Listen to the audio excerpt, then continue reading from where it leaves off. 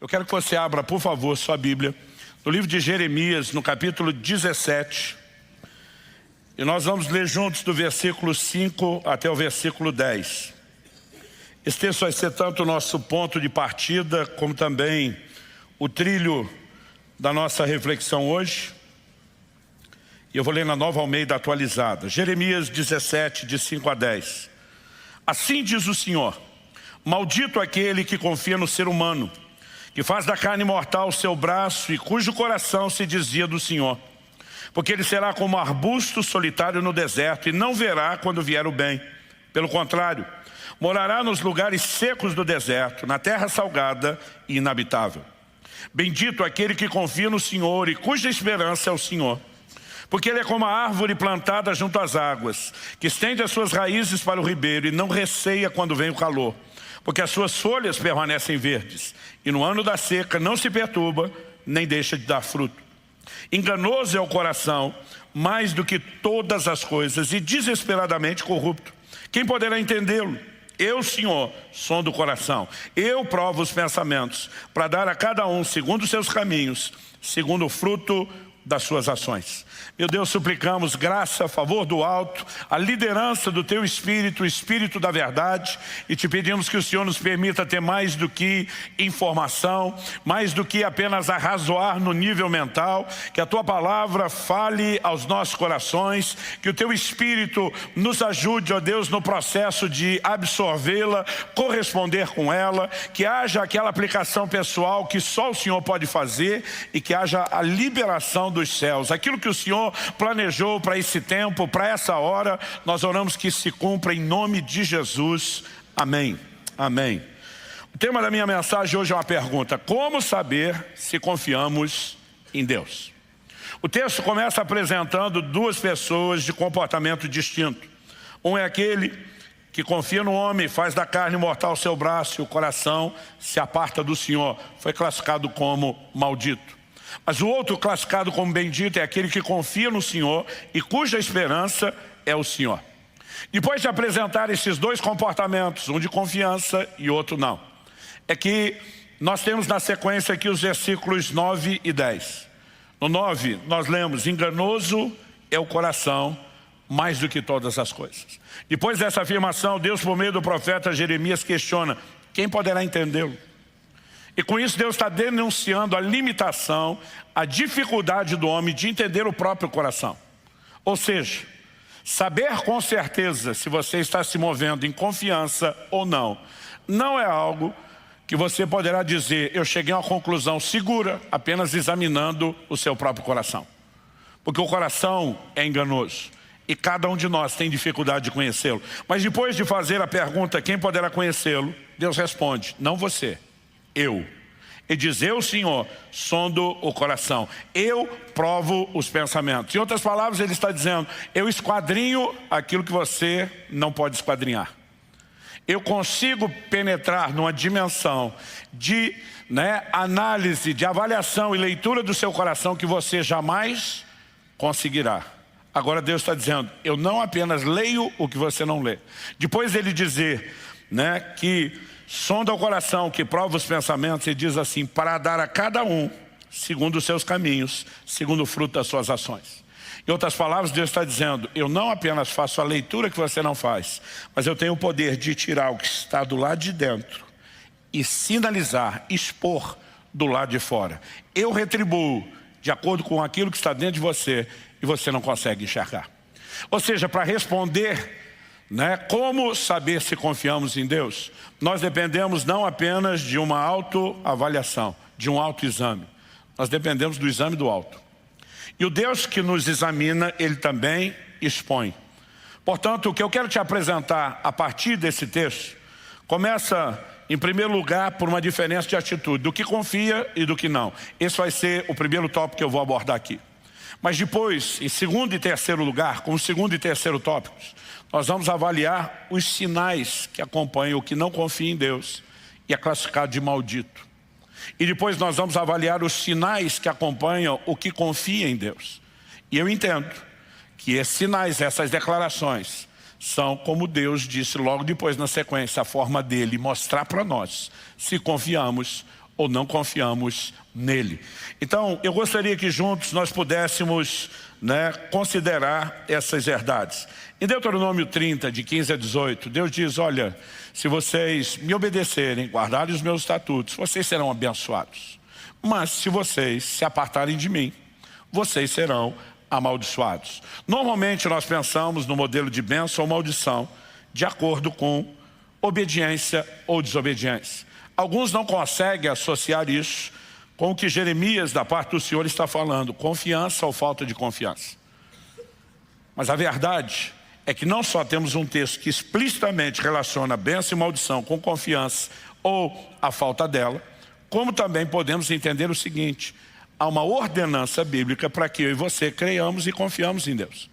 Em Marcos 11, 22, Jesus afirma, é um imperativo, tende fé em Deus. E se eu e você decidimos não crer, não confiar, estamos em desobediência. No final das contas, a questão não é avaliar quais são todas as possibilidades. É fato que a Bíblia fala de condutas conduzem à bênção, de condutas conduzem à maldição. Outro dia um falou para mim, maldição é coisa do Antigo Testamento, da lei, isso não tem no Novo.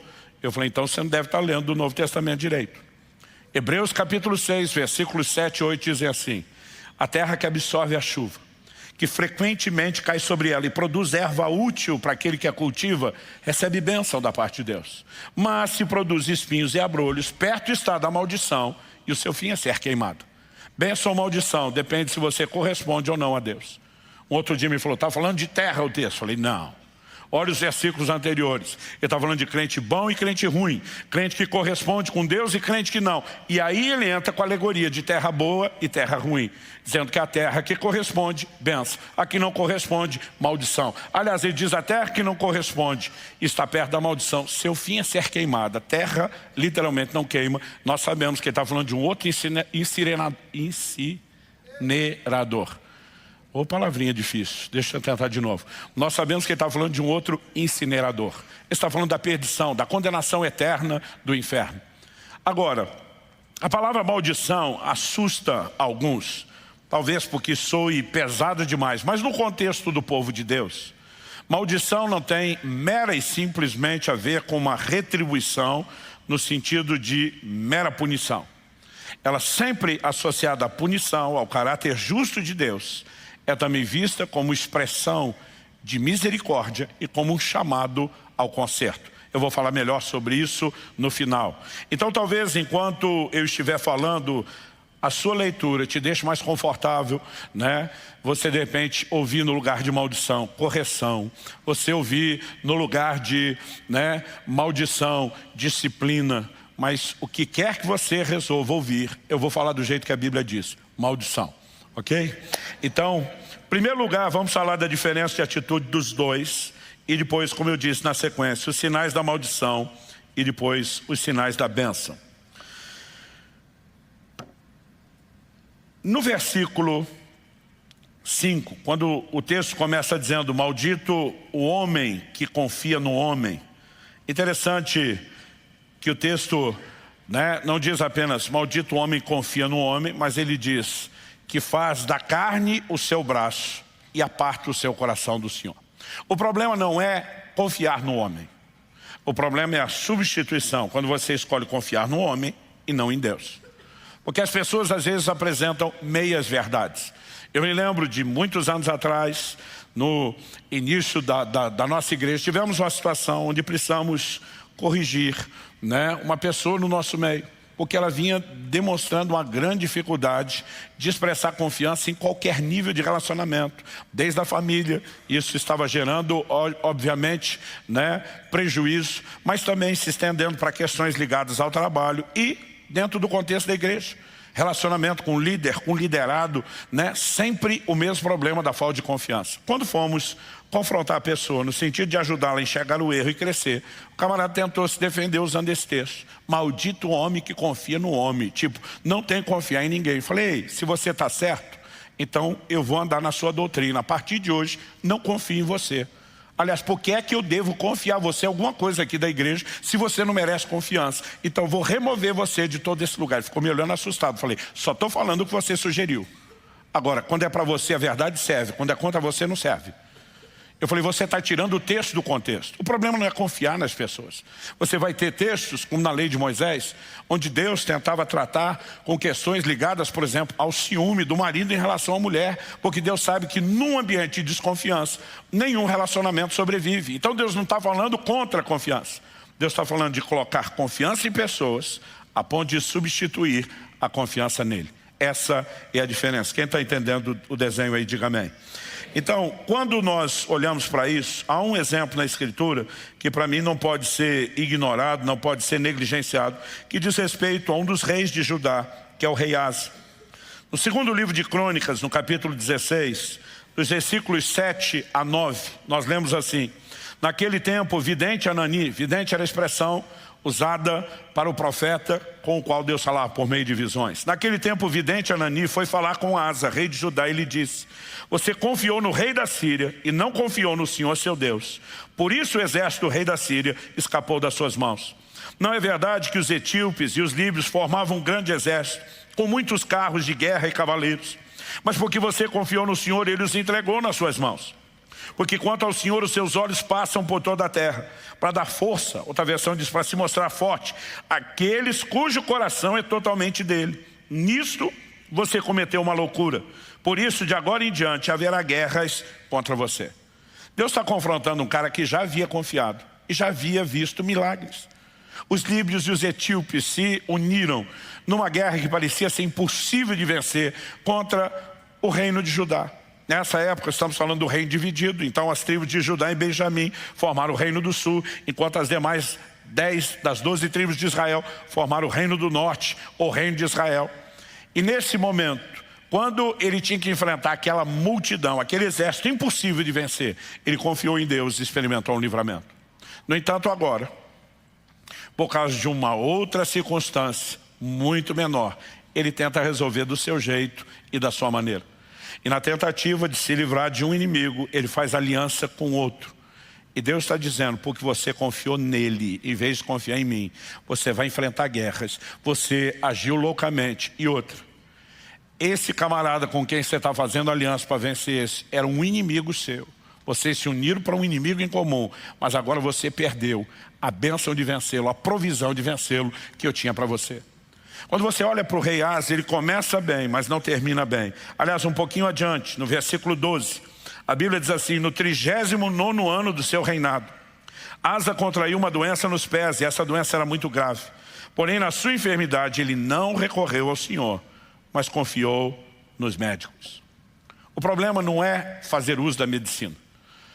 Não é porque pregamos fé que nós somos contrários ao uso da medicina, dos remédios, acreditamos ser parte daquilo que Deus deu para favorecer a humanidade. O apóstolo Paulo, que vivia milagres de curas sobrenaturais, num determinado momento faz referência a Lucas como médico amado. Ele tinha um médico na sua equipe, né? E ao chamá-lo de médico e não só de irmão, ele está dizendo, é amado como pessoa e é apreciado pelo seu trabalho entre nós. O problema é quando a pessoa confia em algo a ponto de deixar de confiar em Deus. Então não havia nenhum problema no tratamento médico, mas quando Asa diz, eu não preciso de Deus porque tenho bons médicos, e daqui a pouco os médicos dão a notícia, mas nós não resolvemos o seu problema, ele não tem nenhuma possibilidade de viver o sobrenatural. Ele fez uma troca. Quando confiou no rei da Síria, quando confiou nos médicos, ele está dizendo para Deus, eu me resolvo, eu me garanto sem você. Em nenhuma das circunstâncias ele conseguiu. Então é nesse sentido que a Bíblia está falando de alguém que confia nos outros a ponto de abandonar a confiança no Senhor. Isso não significa que estamos tentando dizer que não pode se confiar nas pessoas. Não significa que estamos tentando dizer que você não pode ter tratamento médico. Então deixa eu dar um terceiro exemplo que nos ajude a manter o equilíbrio. A sabedoria bíblica nos ensina que é bom você, quando falamos em termos de gestão, saber lidar com a provisão. Quando eu falo provisão é o recurso esse que você vai literalmente provisionar, separá-lo. Para quê? Para quando tiver alguma necessidade você estar preparado para ela. Na revelação que Deus, por meio de José, deu ao faraó e diz, aproveita os 7 anos das vacas gordas de prosperidade, não para torrar e gastar tudo, mas para estocar. Porque quando vierem os anos de fome das vacas magras, você tem recurso, você tem provisão. Isso é sabedoria, é boa administração, é boa mordomia. Agora, a mesma Bíblia, em contrapartida, diz em 1 Timóteo, capítulo 6, verso 17, manda aos ricos desse mundo. Os ricos é a turma que tinha grana guardada, tinha provisão para enfrentar a dificuldade. Manda aos ricos desse mundo que não confiem na instabilidade das riquezas, mas em Deus. Qual a diferença? A diferença é que não é errado ter a provisão, errado é confiar nela. Paulo está dizendo isso é instável. Você pode ter feito a sua parte, daqui a pouco a economia vira, o mundo vira, a vida é cíclica e aquele negócio que você achou que te garantiria não está mais lá. Então, faça a sua parte, mas não confia nisso. Confia em Deus. Quem está entendendo? Então, quando eu olho para essa descrição, em primeiro lugar temos uma pessoa que deixa de confiar em Deus para confiar naquilo que é humano, naquilo que é natural. Mas em contrapartida, nós lemos no versículo 8, depois de no 7 o texto dizer, bendito confia no Senhor, cuja esperança é o Senhor. A Bíblia diz, porque ele é como árvore plantada junto às águas, e virão aqui os relatos no versículo 8 que detalham o procedimento de confiança.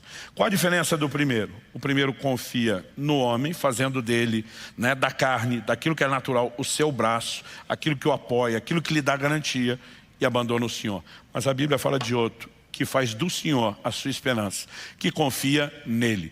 E qual a diferença entre um e outro? É aquilo que cada um experimenta, é aquilo que cada um vive. Confiar no Senhor, fazer dele a nossa esperança, é saber que mesmo que Deus use um homem ou algo natural para nos ajudar ou favorecer, nós não confiamos naquilo, e sim no Deus que cuida de nós e orquestra a circunstância. Uma coisa que me chamava a atenção desde muito novo é que o livro de Esther, se você não reparou isso, leia o livro de Esther do começo ao fim com esse olhar. O livro de Esther é praticamente o único livro da Bíblia que não menciona o nome de Deus. Ele não fala de Deus, não aberto explicitamente. Mas quando você lê a história, há uma orquestração divina por trás de tudo o que está acontecendo. E há um momento específico lá no livro de Esther, onde a Bíblia fala que Mardoqueu, o tio de Esther, que é o homem piedoso de destaque naquele livro e naquela narrativa, ele é vítima de uma conspiração. Sua vida será tirada, haverá um atentado contra toda a linhagem de Abraão, com a qual Deus tinha um pacto, uma aliança, uma promessa e um propósito. E quando o cenário está assim para ter o seu desfecho, a Bíblia diz que Assuero, o cara que governava o mundo da sua época, tem uma insônia, não consegue dormir. E naquela época não se lidava com o tédio como hoje, porque eles não tinham internet, não tinham televisão. E o rei escolhe uma programação muito empolgante para fazer na madrugada da insônia. Ler as crônicas do reino. E ele pede para um dos seus criados para ler as crônicas do reino, para entretê-lo, já que ele não consegue dormir. Imagina o criado indo na biblioteca, olhando aquele monte de rolo, e ele acha que está escolhendo aleatoriamente. Esse aqui vai, e puxa um. Mas a divina providência o guiou. Quando ele vai ler a história, qual é o relato?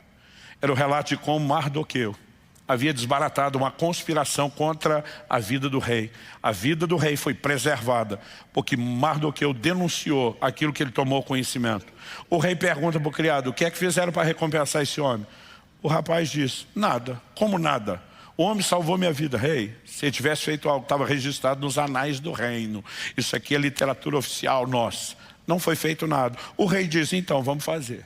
E ele acorda decidido a recompensar o homem. E vai pedir conselho justo para o inimigo de Mardoqueu, que achando que ele era quem seria recompensado, proporciona uma reviravolta no jogo extraordinário. Você pode não ler o nome de Deus lá, mas o dedo de Deus está ali o tempo todo. Sabe, nós precisamos aprender a ter esse tipo de confiança no Senhor. A confiança que, baseada numa experiência que nós tivemos lá em casa, eu chamo daquela confiança infantil. Quando meu filho Israel tinha 5 anos de idade, nós vivemos um momento muito interessante com ele. Desde que nossos filhos eram pequenos, eles nem andavam, estavam no colo, a gente já treinava a carregar a oferta para colocar no gasofilácio. A gente entendeu que isso é parte de um treinamento que tem que começar muito cedo. Quando começaram a andar, a gente dava o dinheiro e dizia, leva. Então todo o culto, quando estava para começar o culto, ele chegava na gente, dinheiro da oferta, e a gente sempre dava o dinheiro da oferta para cada um deles. Eu lembro que Israel, nessa fase dos 5 anos, eu dei uma bolsinha para ele pequena, com zíper. Eu enchi ela de moeda, né? E algumas notas na época ainda tinha nota de R$1. E eu falei, filho, papai vai te dar dinheiro, porque o papai quer te ensinar a lidar com dinheiro. A primeira lição é, você não pode gastar. Nós vamos ter que conversar bem antes de você gastar, apesar do dinheiro ser seu, porque a gente tem que saber como fazer as escolhas. E fui trabalhando algumas questões com ele. Ele ficou tão empolgado que agora ele tinha o dinheiro dele, que onde ele ia, ele levava a tal da bolsinha dele. Falei, filho, você não pode ficar andando com isso. Você vai perder. Não vou, pai, eu vou cuidar disso, né? E ele estava todo empolgado. Num domingo, que eu estava pregando fora, ele chega no início do culto e fala para Kelly, e diz, mãe, me dá o dinheiro da oferta. E a Kelly olha e vê a bolsinha na mão dele e entendeu que era a hora da lição. Falou, filho, papai e mamãe sempre te deram o dinheiro da oferta porque você não tinha. Mas agora que você tem o seu próprio dinheiro, mamãe não vai dar não. Se você quiser ofertar hoje, vai ser do seu dinheiro. Ele olhou numa lógica simples de criança e disse, mãe, se eu der do meu, eu vou ficar com menos. Ela sorriu para ele e falou, é isso que é oferta, filho. A gente abre mão de algo que é importante para nós, para aquele que é mais importante do que qualquer outra coisa. Ela diz, no entanto, você não é obrigado a dar. Mas se quiser dar, é do seu dinheiro. Então pensa o que você vai fazer. Tome a sua decisão. E quando chegou a hora da oferta, que ele estava ministrando louvor com o pessoal, então ela só viu a hora que ele chegou perto do gasofilácio e fez questão de mostrar para ela, tipo, é nota de 1, não é moeda não. Pá, tipo, estou dando grana alta. E botou a oferta, saiu de peito estufado, todo contente. No final, a Kelly foi conversar e disse, filho, mamãe está tão feliz, tão orgulhosa, você fez a escolha certa. Ele falou, mas mãe, lembra que eu falei que se eu desse no meu ia ficar com menos? Ela falou, sim. Ele falou, mas não sou bobo não. Depois que eu conversei com a senhora, comecei a pensar, falei, peraí, posso até ficar com menos no início, mas o pai e a senhora sempre falam que Deus abençoa. Depois que Deus abençoa, eu vou ficar com mais. E ela apenas sorriu e falou, que bom, filho, que você entendeu isso e que você vai crer nisso. Ele falou, mãe, como é que Deus abençoa? O dinheiro cai do céu? Ela falou, não, filho, não é bem assim, né? Deus até pode fazer isso extraordinariamente, mas a forma comum, Deus gosta de usar pessoas. Assim como você já viu Deus usar papai e mamãe para abençoar os outros, você já viu Deus usar pessoas para nos abençoar. Então a gente nunca sabe exatamente como Ele vai fazer, mas a gente confia nele. Ele falou, mãe, falei para Deus, já que Ele vai me abençoar, já até escolhi o que eu quero. E já falei para Ele. E ela falou, que bom, filho, mas mamãe não vai fazer nada, então não adianta você falar para mim. Não, mãe, é Deus que vai me abençoar. Isso foi no domingo. Na segunda noite, uma irmã da igreja liga para Kelly. Conheci, cuidou, ajudou a cuidar de Israel desde que ele nasceu, mas a gente nunca lembra dela ter feito isso antes, embora sempre expressou muito carinho. Ela disse, Kelly, que número Israel calça? Ela falou, por quê? Ela falou, estou perturbada desde o culto de ontem, que eu tenho que dar um tênis para o seu filho. Aqui ele falou, olha, o número que ele calça é tal. Ela falou, tá bom, obrigado, depois a gente fala. Passou, na sexta-feira ela apareceu em casa. Quando a Kelly atendeu, viu ela com um pacote, olhou tipo, é aquilo que nós falamos, ela deu sinal que é. A Kelly já gritou, Israel, visita para você. Quando ele entrou na sala, viu aquele pacote, olhou para a Kelly e falou, já até sei o que é. Porque eu pedi a Deus um tênis para Ele me abençoar. E quando ele abriu, ele falou, mãe, não só é o tênis que eu pedi a Deus, mas é a cor que eu pedi para Ele. Ele vira para aquela irmã e diz assim, Terezinha, você pode até achar que é você que me deu um presente. Mas deixa eu falar para você, Deus usou você para me abençoar. Porque domingo eu dei minha primeira oferta. E como eu sabia que Ele ia me abençoar, eu pedi um tênis, eu pedi esse modelo, eu pedi essa cor. Ela ficou impressionada com aquilo, então ele dizia, obrigado pelo seu carinho, mas ó, não é você não. Sabe, quando Jesus fala sobre você nos tornarmos como crianças, às vezes nós precisamos ter esse tipo de simplicidade, fé e confiança. Não importa quem Deus use, nós vamos olhar e dizer obrigado pelo seu carinho. Mas não estou focado só em achar que foi você que me enxergou ou que se preocupou comigo.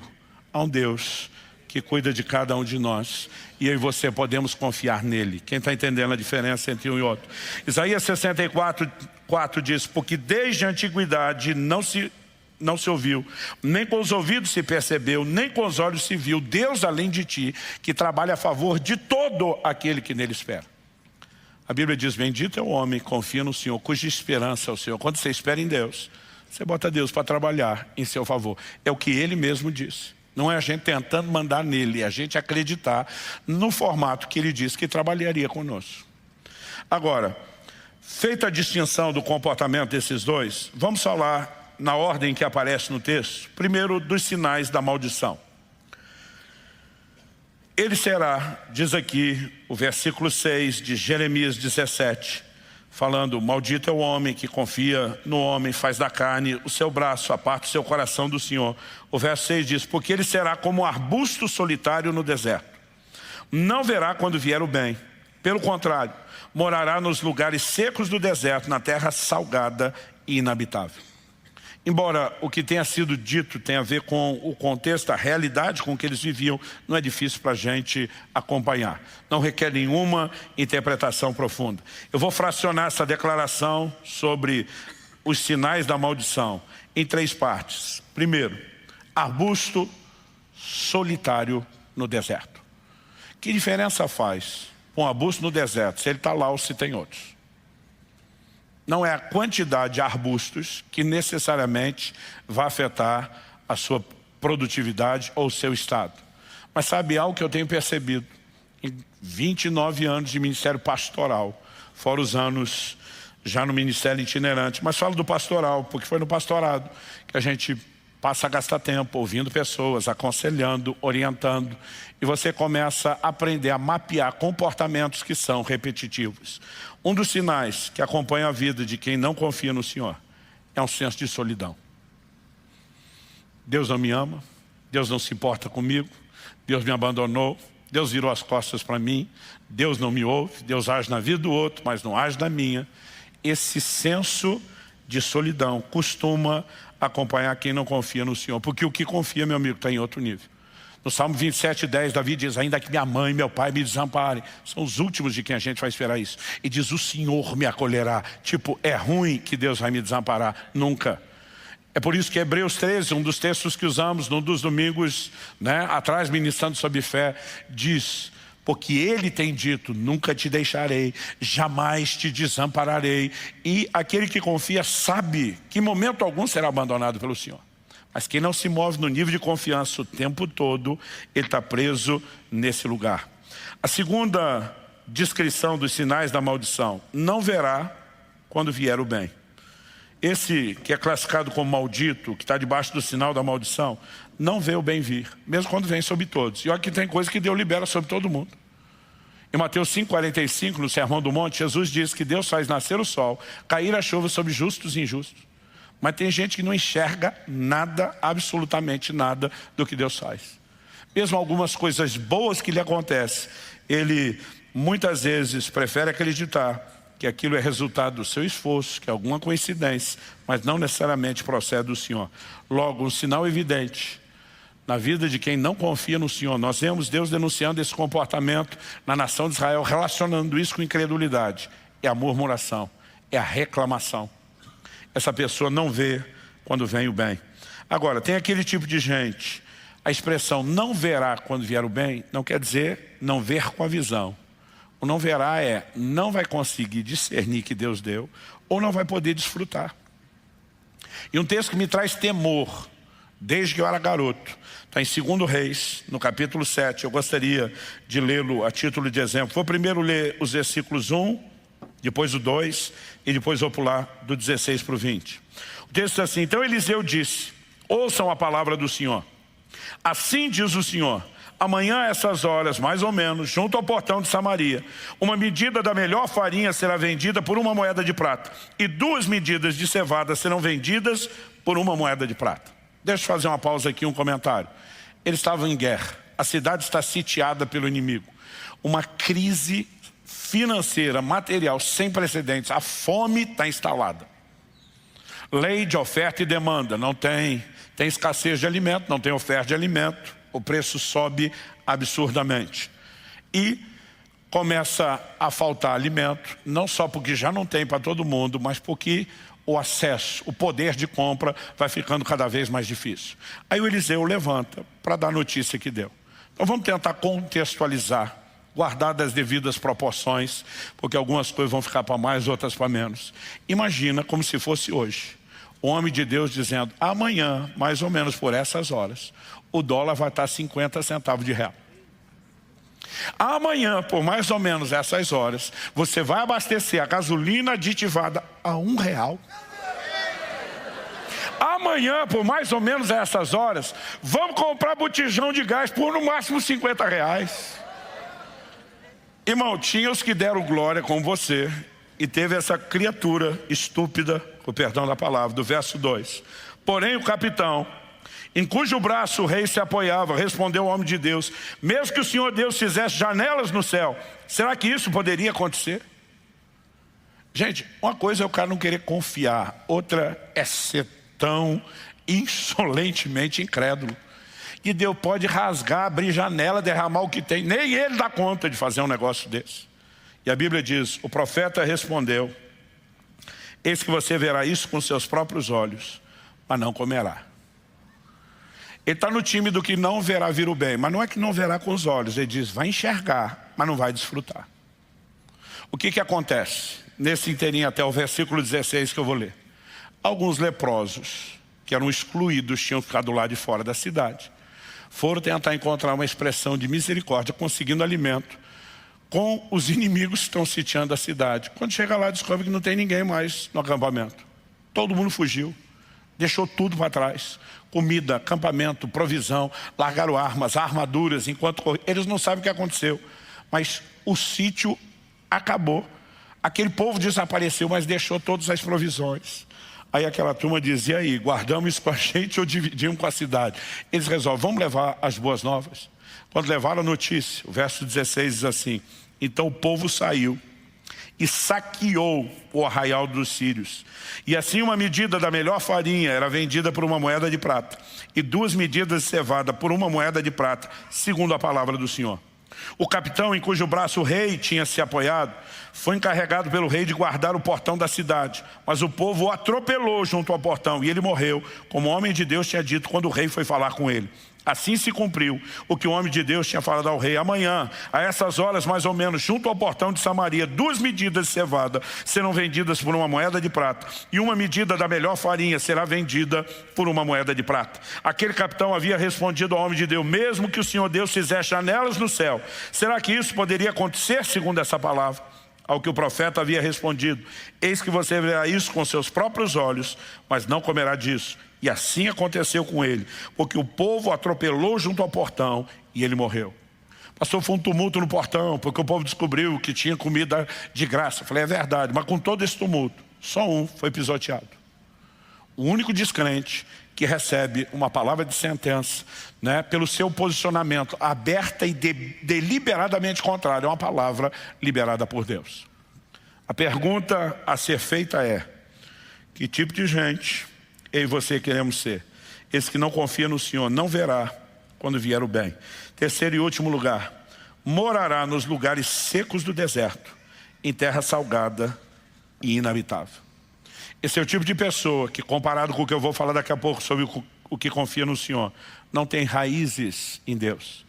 E por isso definha não só espiritualmente, como também emocionalmente. Isso é o que de vez em quando a gente chama de gente que tem a vida seca. E sabe, ao olhar para pessoas ao longo de 3 décadas de ministério que não confiam em Deus, acredite, nós vemos essa síndrome, esse conjunto de sintomas, de comportamento se repetindo. Por outro lado, os sinais da bênção. Vamos lá agora voltar para Jeremias 17, versos 7 e 8. Bendito aquele que confia no Senhor e cuja esperança é o Senhor, porque ele é como a árvore plantada junto às águas, que estende as suas raízes para o ribeiro. Não receia quando vem o calor, porque as suas folhas permanecem verdes, e no ano da seca não se perturba, nem deixa de dar fruto. Vamos fracionar essa declaração. Primeiro, árvore plantada junto às águas, que estende suas raízes para o ribeiro. As raízes se estendem fora da vista humana.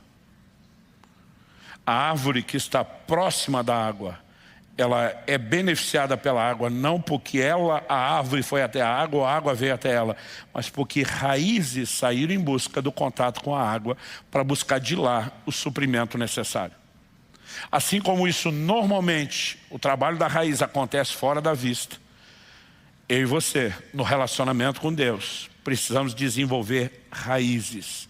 nem sempre são parte da nossa vida pública, visível, mas são a nossa conexão com Deus, para receber dele sustento, para receber dele suprimento.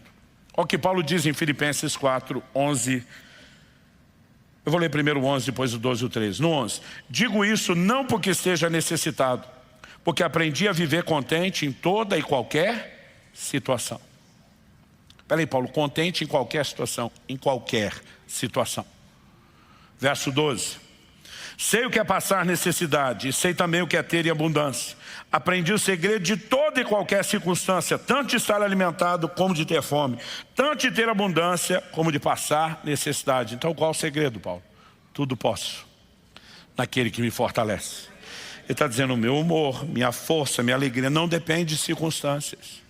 O tudo posso, normalmente a gente costuma aplicar para posso fazer. Eu tenho repetido isso bastante e não vou cansar de me falar. Mas o contexto não é posso fazer, é posso suportar. Ele está dizendo, não importa a circunstância, eu dou conta de segurá-lo, porque minha força não vem delas. Minhas raízes estão em Deus. E essas raízes em Deus estão extraindo sustento para que eu fique firme diante de qualquer circunstância. Sabe, é impressionante, e uma das questões que nós temos abordado sobre a fé diz respeito a essa disposição interior e do ânimo. Nós já ensinamos aqui sobre isso. Mas uma segunda característica, a Bíblia diz, não receia quando vem o calor, a adversidade, e a sua folha fica verde. É impressionante como o comportamento de quem confia no Senhor não combina com as circunstâncias difíceis que ele enfrenta. Atos 16, de 22 a 26. Paulo e Silas na cadeia, julgados de forma sumária e injusta, açoitados, com os pés presos, amarrados no tronco, numa condição de muita gentaria, reclamando, murmurando, dizendo, Deus me deixou, Deus me abandonou. A Bíblia diz que os dois oravam e cantavam louvores. É o tipo de comportamento que não combina com as circunstâncias. Abacuque 3, o texto que trabalhamos ao longo do mês passado. Ainda que a figueira não floresça, que não haja fruto na vide, que o produto da oliveira minta, que os campos não produzam mantimento, que o rebanho seja exterminado da malhada, nos currais não haja gado.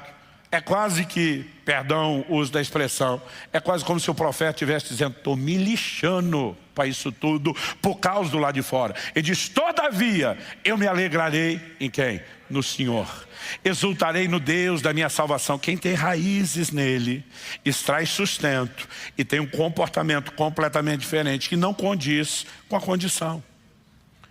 E sabe, eu fico pensando em gente como o pai da fé, Abraão. O que deixou Abraão com a folhagem verde de tanto tempo? Gente, Deus disse para esse cara, eu vou te dar um filho. Ano passa, entra ano, sai ano, passa mais ano. Ele continua debaixo de uma promessa. Levou 25 anos, desde o momento que Deus começa a lidar com Abraão, até o filho nascer. Agora, Deus, logo no início, antes mesmo de ser muito claro e específico sobre a descendência de Abraão por meio de Isaac, Deus fala para ele, eu estou mudando o seu nome. A partir de agora, seu nome é pai de multidões. O cara não tem um filho. Mas a Bíblia diz que ele creu no Deus que chama existência. Aquilo que não é como se já fosse. E ele começa a dizer em linha com Deus, como aprendemos aqui, a importância de declarar a palavra. Sou pai de multidão, mas tu não tem ninguém. Se você não está vendo, o problema é seu. Eu estou vendo. É uma questão de tempo. Vai materializar. O que deixa o cara com a folhagem verde tanto tempo? Alguém que não desanima, o tempo passando, as circunstâncias sem mudar a sua confiança em Deus. E normalmente nós pensamos que Abraão precisou de fé só até Isaac nascer. Meu amigo, ele precisaria de mais fé depois que Isaac nasceu do que antes de Isaac nascer. Gênesis 22 fala que Deus fala para Abraão, pega o seu filho, seu único filho, o filho que você ama. Não sei você, mas já reclamei com Deus várias vezes. Falei, precisava falar isso tudo para o velhinho. Já é difícil entregar o filho, o senhor tem que dizer o teu filho, teu único filho, o filho que você ama. Falei, o senhor só está dificultando. E, aliás, depois que eu virei pai, esse texto ficou mais difícil. Eu tinha vontade de pular Gênesis 22 e nem ler isso. Mas a Bíblia diz no verso 3 que Abraão levanta de madrugada. Sabe o que significa isso? Prontidão. O Senhor mandou, bora executar. Pega seu filho, pega alguns servos e diz todo mundo para o Monte Moriá. Porque Deus deu uma ordem. Não tem esse negócio de vamos despedir, vamos gastar uma semana com o menino. Deus falou, está falado. Agora, a Bíblia diz, depois de 3 dias de caminhada, quando eles avistam o Monte Moriá, Moisés fala para os servos, segura a onda vocês, me esperem aqui. Eu e meu filho iremos, plural, nós dois vamos. Ele diz, adoraremos, plural, e voltaremos. Durante algum tempo eu desconfiava do Abraão. Falei, deixou as testemunhas longe. Não queria ninguém testemunhando o que ele faria. Fingiu que ia trazer o menino de volta, porque sabia que estava indo matar. Mas isso era a minha cabeça com a falta de entendimento. Qual é a explicação bíblica? O livro de Hebreus diz no capítulo 11, na galeria dos heróis da fé, que Abraão cria que Deus ressuscitaria Isaac dos mortos. Quando ele diz nós vamos voltar, ele está dizendo não faz sentido Deus prometer que por meio desse menino ele cumpre o que me prometeu e será minha linhagem e agora mandar matar. Eu não entendo a disparidade entre isso e isso, mas uma coisa eu sei, eu confio nele. O que ele vai fazer é problema dele. Ele mandou matar, eu vou matar. Agora, ele que devolve o filho, porque ele tem que cumprir a palavra dele. Então, ele vai obedecendo a Deus, mas a Bíblia diz, cria que Deus o ressuscitaria dos mortos. Quem está entendendo? Folhagem verde. Meu amigo, a maioria de nós já teria um chilique, entrava em estado de choque antes disso. Mas aquele confia no Senhor. Não receia, quando vem o calor, sua folhagem fica verde. Último lugar. No ano da seca, não se perturba, nem deixa de dar fruto. Uma coisa é o calor, a outra é o ano da seca. É a estiagem, é o tempo longo sem chuva. Mas quem tem raízes para buscar água, não depende apenas da chuva. É interessante que o bendito, diferente do maldito, que não vê o bem que vem sobre todos, o bendito não é abalado pelo mal que vem sobre todo mundo. A gente tem determinadas circunstâncias difíceis que todo mundo vai experimentar. De alguma forma, quando a gente passa, a gente acha que é só com a gente. Porque a maior parte do tempo que está acontecendo com os outros, como diz o ditado, pimenta nos olhos dos outros é refresco. Pelo nosso egoísmo, a gente não se identifica, a gente não conecta, a gente não percebe, não mensura. Quando acontece conosco, parece que é só com a gente no mundo. E uma das perguntas que eu mais ouvi como pastor na vida, pastor, por que comigo? Eu digo, porque se não fosse você, era o outro me perguntando por que com ele. Agora, olha o que Jesus diz. Mateus capítulo 7, de 24 a 27. Todo aquele, pois, que ouve essas minhas palavras e as pratica, será comparado a um homem prudente que construiu sua casa sobre a rocha. E Jesus diz assim, observe a ordem. Caiu a chuva, transbordaram os rios, sopraram os ventos e bateram com força contra aquela casa. Vou repetir. Caiu a chuva, transbordaram os rios, sopraram os ventos, bateram com força contra aquela casa. Mas ele termina dizendo, ela não desabou porque tinha sido construída sobre a rocha. Agora ele vai falar de outro. Todo aquele que ouve as minhas palavras e não as pratica, será comparado a um homem insensato que construiu sua casa sobre a areia.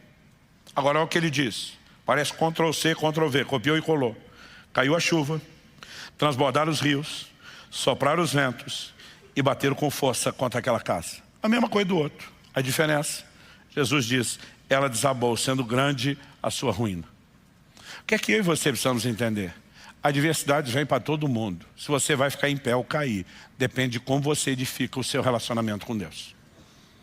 Agora ele está dizendo, ouve minha palavra e não pratica, não tem estrutura. Ouve minha palavra e pratica, tem estrutura. Por quê? Porque obediência, gente, é uma das maiores expressões de fé. Assim como a desobediência procede da incredulidade. O que é que o diabo foi fazer com Adão e Eva lá no jardim? Deus falou para não comer isso, por quê? Não é bem assim não, está trolando vocês. Não quer que vocês sejam que nem ele. O que ele semeou antes de conseguir um ato externo de desobediência? Uma atitude interior de incredulidade. Deus não é quem diz que ele é. Os seus motivos não são os quais ele revelou, que não quer que a gente faça para nos proteger. Ele não está interessado no nosso bem. O que nos faz relativizar a obediência é a incredulidade em quem deu a ordem. Agora, quem não consegue levar a palavra de Deus a sério, no sentido de obediência, vai levar a palavra de Deus a sério quando é a promessa? Isso aqui eu não boto a mão no fogo, não acredito no caráter dele quando ele dá ordem. Mas a hora que deu a promessa, não, agora eu vou que nem louco. Ou você cria vínculo de confiança com o caráter de Deus na hora de obedecer, ou você não vai ter fé para a hora da promessa. Agora, alguns de nós queremos um evangelho bem light da obediência, mas queremos uma fé que rebenta e que nos leva a qualquer lugar. Deixa eu te dizer, vai sonhando. Você não vai chegar a lugar nenhum sem compromisso com a palavra. Agora, caiu a chuva, transbordaram os rios, sopraram os ventos, bateram com força contra aquela casa. Vai acontecer com todo mundo, com quem tem vínculo com a palavra, com quem não tem. A diferença é que quem tem vínculo fica de pé e quem não tem, a casa cai. Então o que eu e você precisamos? De um posicionamento de confiança. No ano da seca, não se perturba, não deixa dar fruto. E daí que choveu, e daí que deu enchente, e daí que soprou o vento. Eu construí para não cair, não vai me derrubar. Quem está entendendo, diga amém. Jó e sua esposa foram afligidos por males semelhantes. Eu de manhã falei, passaram os mesmos problemas. O pastor Anderson me corrigiu e agora eu estou confessando isso em todos os cultos. O pastor, desculpa, eles não passaram as mesmas coisas. Falei, como não? Ele falou, só Jó ficou doente se raspando com o caco, ela não. Eu falei, é mesmo, já que você falou nisso. E Jó, só ele tinha uma mulher incrédula, porque ela tinha um marido crente confiando em Deus. Então realmente a situação dele foi um pouco pior. Mas eles passam por males semelhantes. Olha a reação de cada um. A mulher de Jó diz para ele, amaldiçoe seu Deus e morre. Porque quem não confia e se sente abuso solitário, ele me abandonou, olha, diz, também te abandono. Agora, quem confia e sabe que não foi abandonado, fala para quem não confia, diz, você fala como uma louca. Eu sei que o meu Redentor vive, eu sei que ele vai se levantar sobre a terra. E porque eu confio que ele não me deixa, eu também não deixo ele. Dá para entender a diferença? Quando eu e você olhamos para esse quadro todo apresentado a partir de Jeremias 17, eu creio que a melhor forma de concluir é se perguntar, quem sou eu? E eu quero perguntar isso, quem é você? De acordo com essa descrição, já que Deus está dizendo, seu coração é enganoso, você não vai conseguir saber se você realmente confia ou não. Ele está dizendo, mas eu sei ler e eu consigo provar o diagnóstico através do que vai acontecer à sua volta. Usando essa leitura que Deus favorece, eu quero te perguntar, quem é você? O bendito ou o maldito? Agora, uma coisa boa de eu e você sabemos, os resultados externos dessa exposição do diagnóstico de Deus não são imutáveis. Tem gente como o rei Asa, que soube confiar em Deus no momento, viveu milagres e perdeu a confiança ao longo do caminho. Por isso que Hebreus 10:35 diz, não percam a vossa confiança, ela tem uma grande recompensa. Então mesmo que a gente observe o desenho e diz, não, de acordo com o que o Senhor falou aqui, eu estou olhando na minha vida e estou vendo esses sinais, sou árvore plantada junto às águas, que estende raízes para o ribeiro. Eu sou aquele tipo de gente que não receia quando vem o calor, minha folha fica verde. Eu sou o tipo de gente que no ano da seca não se perturba, não deixa dar fruto. Mesmo se você olhar o diagnóstico é esse. A disposição, como resposta ao que Deus está falando é, eu preciso preservar isso. Eu não posso, como Asa, comprometer. Mas se você fala, pastor, para o meu lado deu ruim. Eu não estou nesse time não, eu estou no primeiro, arbusto solitário no deserto. Talvez você diga, não, eu estou mais para não ver quando vem o bem. Talvez você diga, não, eu estou mais para morar nos lugares secos do deserto. Ou talvez você esteja no nível que o outro me falou, eu estou os três juntos. Eu estou com o pacote full, completo diagnóstico. O que eu e você precisamos entender? Que isso não é mera punição irreversível. Maldição no contexto do povo de Deus não é mera punição ou retribuição. Junto com a justiça de Deus, que obviamente retribui, junto com a correção, há sempre um convite e um chamado para o conserto. Em Ageu, no capítulo 2, no versículo 17, Deus diz assim, eu os feri. Ele vai dar detalhes de como feriu aquele povo e aquela geração. Mas no final, Deus desabafa dizendo, mas não houve entre vocês quem se voltasse para mim, diz o Senhor. Em outras palavras, eu não feri vocês porque queria acabar com vocês. Eu os feri para atraí-los, para chamá-los de volta. Tem gente que é semelhança de Pedro. Quando ouve o galo cantar, cai em si, chora amargamente, se permite ser restaurado. Tem gente que é semelhança do filho pródigo. A Bíblia diz que ele também caiu em si. E ele precisou daquela didática, da dor de tudo que passou, para lembrar o que eu tinha com meu pai era muito melhor, eu vou voltar. E muitas vezes Deus permite esse tipo de circunstância com a forma de dizer: eu quero você de volta, e eu preciso chamar a sua atenção, eu preciso ajudar você a entender. Agora, o que é que nós vamos fazer com isso? É a nossa decisão. Ainda que alguém me diga: pastor, estou aqui na descrição do maldito é o homem, confia no homem, aparta o seu coração do Senhor. Quando Deus mostra esse diagnóstico, Ele está dizendo: não estou te condenando, estou te alertando. Você pode mudar o jogo. Quem está entendendo, diga amém. Então a minha última pergunta a você, eu encerro aqui para passarmos a ceia: o que é que você vai fazer com aquilo que você ouviu hoje? Vamos orar. Meu Deus, suplicamos mais uma vez que, mais do que estimular a nossa mente a uma análise, mais do que fomentar informação, que o Senhor nos permita viver uma consciência espiritual, despertamento, que aquilo que temos ouvido possa gerar resposta, correspondência, e que isso aconteça debaixo da liderança do Teu Espírito. Uma vez que não podemos avaliar o nosso coração sozinho, que não podemos confiar só no autoexame, precisamos do exame do alto. Oramos tanto pelo testemunho do Espírito Santo, por aquilo que o Senhor precisa chamar a nossa atenção e nos corrigir, como também pela capacidade de ler, por meio daquilo que o Senhor revelou nas Escrituras, como estamos vivendo, o que nos está sendo retribuído pelo Senhor. Quais são os sinais, as marcas na nossa vida, se há confiança ou a falta dela. E sabemos que o Senhor tem nos chamado a esse lugar, que o justo viverá da fé, que sem fé é impossível agradar a Deus. Portanto, queremos corresponder contigo e voltarmos-nos para Ti de todo o coração. E por isso eu clamo uma vez mais o favor, a graça, a misericórdia do Senhor sobre cada um. Que a Tua palavra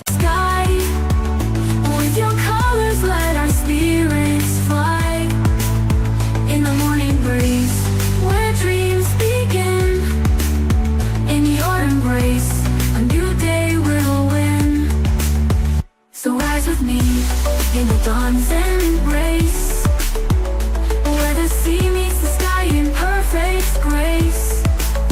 In the sunrise over the sea, let us be forever free, forever we'll see.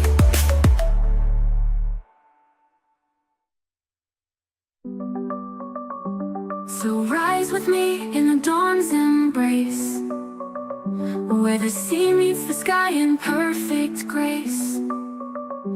In the sunrise over the sea, let us be forever free, forever we'll see.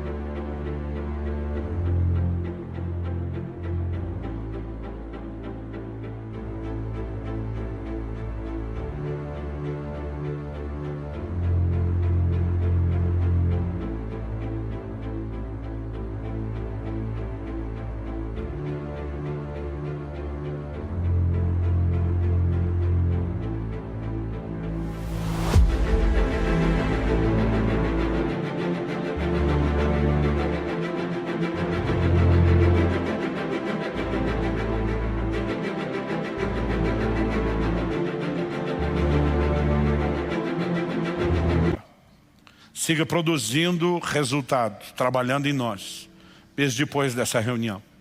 Não queremos simplesmente tratar como uma torneira a ser fechada, o interruptor a ser desligado ao sair dessa reunião. Nós oramos que o que o Senhor começou cresça, progrida e cumpra plenamente o seu propósito na nossa vida. Nós oramos em nome de Jesus. Se você crê e concorda, diga amém. Se você recebe essa palavra, diga eu recebo em nome de Jesus.